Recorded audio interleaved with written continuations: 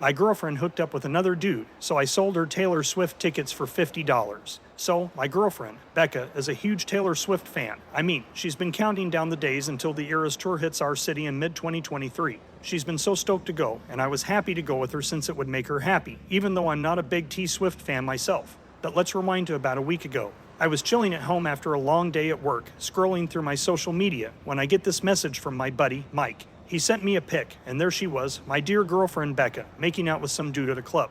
I remember I was on closing shift that night, and she said she was going to go get something to eat with her friends, not go to some stupid dance club.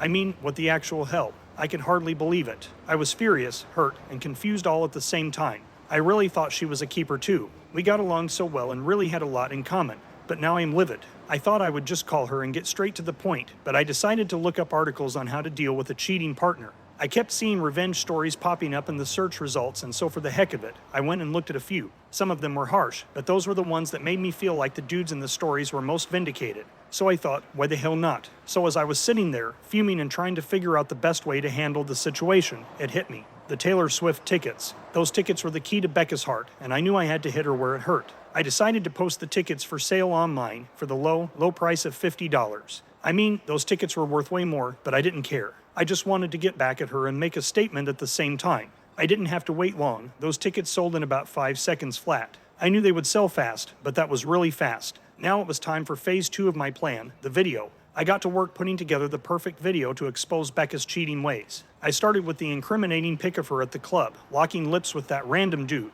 Then, I recorded an intense and funny voiceover about how cheaters need to be dealt with the same ferocity that they act out on. I mean, if you're going to be bold enough to cheat, you'd better be ready to face the consequences. Finally, I ended the video with a screenshot of the tickets for sale post and the $50 I got for the tickets, as a little cherry on top. Once I was satisfied with the masterpiece I created, I decided it was time to share it with the world.